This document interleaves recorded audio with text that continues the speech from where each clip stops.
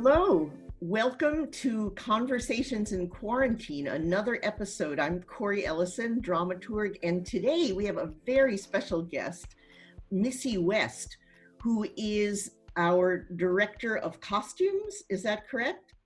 Yep, costume director, that's me. Costume costume director, yes. And as you can see, she is in a very special setting. Everyone else we've caught at their homes, but Missy is actually the first person in this series that is in Santa Fe. And in fact, where are you, Missy? I'm actually in the costume shop of the Santa Fe Opera. We've been given special permission by the governor of New Mexico for one of us to be in the shop at a time because we are actually working on PPEs or personal protection equipment. So, and that's the reason we have permission to come in. We can only be here one person at a time on any given day. We check in with security. So that's why I'm actually able to be here, because today is my day. My two members of my crew came in earlier this week, and now it's my day. And tell us more about what you're doing there right now. Well, what we have started to do is to make masks. We're making face masks for people. These are cotton, they're 100%. They've actually they're leftover fabrics from shows. So we've been using the cotton, we're interlining them with Pellon, which adds another filter layer. So, and that's stitched in so that they can be washed and bleached, and sanitized. So we're making the masks. We've already sent some off to a doctor, and we're also making hospital gowns. Wow. And the hospital gowns we're making for Christus St. Vincent Regional Medical Center here in Santa Fe. We can look over here and you'll see some hanging on the rack. And what are those? These are they're a special fabric that we have been supplied with. So the cuffs are a different fabric. They're a knit, so it stays tight to the wrist. And then the fabric of the gown itself is a nylon. It's like a ripstop fabric, so that it's tough but very, very lightweight. There are not many seams in them, so they're pretty simple to make. But one of the reasons we wanted to come back into the shop is because we have these tall tables. And some of you may know that if you try to cut stuff on your dining room table or on the floor, it's really bad on your back and your knees. And so it's great that we've been given permission to come up here and be able to use the cutting tables and the equipment and the sewing machines. It's wonderful. How long have you been at this now? Well, we've only been given permission starting this week to actually be up here. Prior to that, we took supplies home. So we took home fabric, elastic. We were able to print off the patterns and do that at home. So it's small, and part of the thing that's going on is because we normally operate in the summer. So I only have a crew of 2 people who are working, and those 2 people are working from their homes.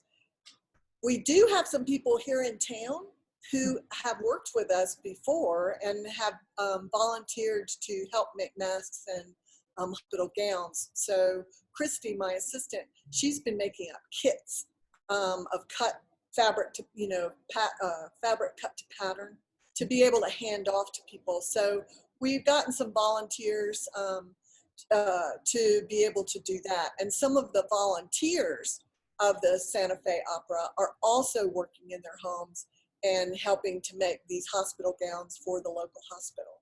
Oh, it must be really wonderful. So many of us feel so helpless at this time to really do anything positive in this crisis. And it must feel so great to be able to contribute directly to the It is people. good. Yeah. It is good. Um,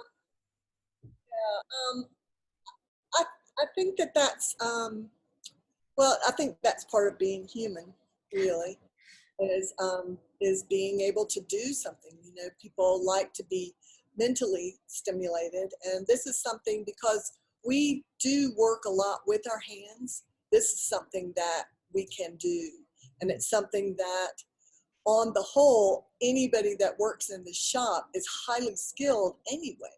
Mhm. So having people be able to do that, and they're not just doing it here in Santa Fe, you know, people who work here regularly in their own communities, they are doing this as well. So there are a lot of costume shops across the country who are rallying and doing this. I think it's great. It's not just opera shops, it's theater people.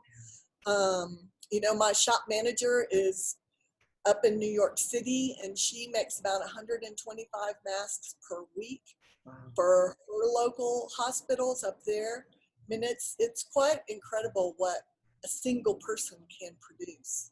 It is, it's just great that you're doing this. Now, you've been at Santa Fe Opera quite some It's time. also, Sorry. yeah, I've been here for, this would have been my 5th season. Ah, So prior to that, I was at the San Diego Opera for 23 years. oh, So wow. I'm here now going into my 5th year. And I have to just tell you that actually being able to walk back in the shop and us not doing this in my kitchen is really nice.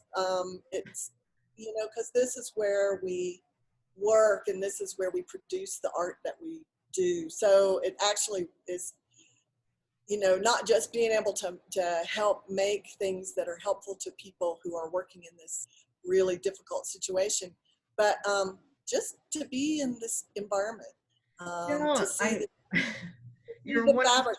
very, very few people who are up at the opera campus now. The rest of us have all been working from home. And, you know, Santa Fe Opera is usually a beehive of activity. How does it feel to be there when it's so deserted? It must be strange. Well, in the wintertime, it is sort of like there's not very many people because we do operate for the summer. But we had already started, the scene shop had already been building, the paint shop was already carving, props was just beginning to, you know, and throughout the winter, they're all, you know, doing some of that. But some of the crews had actually arrived, and now they are having to wait until we get the go ahead from the governor, who has just extended our stay at home Yeah. until May the 15th. So, so that's where we are in the state of New Mexico Yeah. with that. But it's by this time, you know, that towards the end of April, I would already have one team in here working. They were supposed to come in March, the end of March. You know, and you miss that camaraderie. I have great colleagues, and my colleagues here are wonderful, and I really am looking forward to having our season, because once everybody gets in here, there are about over 70 people that work in the costume shop. Wow. And so once they get here, it's great. You know, it's a little bit of an adjustment, but because it's been so quiet. But it happens to other you, like you get used to all of that noise and the joy of making costumes and being with talented, skilled people who every department of this company is really talented and really skilled. And you miss that. And so when we get to the end and everybody goes away, it's kind of lonely. Yeah, but this is extra special lonely, I'm sure. What else have you been doing in your spare time when you're not at the shop during this hiatus period? Well, I've been actually doing some framing of some old family photographs. That's been kind of cool. And I've been trying to get up the rubber mat off of my tile floors because it's stuck. Those are just my chores. I have a small garden that I toddle around in, walking, going for walks, kind of documenting. There are a lot of parks here in town. So I try to go to a different park and just walk just to see it, because our parks are still open as long as people are practicing. And so that's what I mostly do, talk to my family. We still have production meetings every week, and Right. I still have a meeting with my staff every week as we talk about what's going on. We're going to need to be developing safety protocols when people finally start coming back into the shop. As I said, we have over 70 people that work together, which means we're close together. Not only that, when you go into a fitting, you have to be right up close and personal with someone. So we need to think about those protocols when people, the dressers, when they're putting people in their costumes, backstage running crews, there's a lot to think about. And so that's part of what I'm doing is, thinking that stuff through. Door handles, bathrooms, there's a lot to think about. Oh my gosh, there certainly is. People right now in New Mexico, if you fly into New Mexico, you are under orders to quarantine for 14 days. So a great number of people actually fly here for the season, not just performers and production people, but the audience. So yeah. This is a new world that we're getting adjusted to now. So It is. what It's are you not break. It's happening.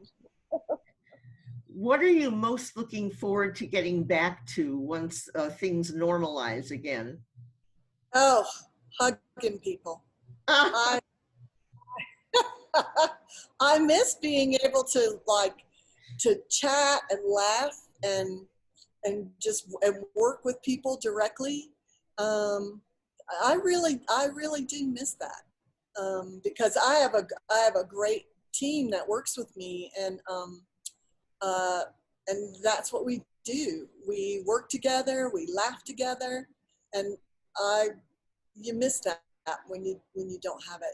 It's one thing to do a Zoom meeting Yeah. and to actually talk to someone, but it's very different to actually physically be in the space with someone, and you don't really appreciate that until you can't. Indeed, I think we will all appreciate that when we can get back to it. So thanks so much for being with us today, Missy. I think you've given us a very new and different vista to in people's activities during this quarantine period.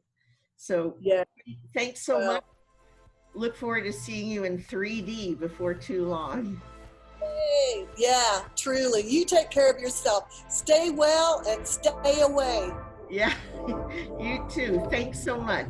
Bye-bye. Well,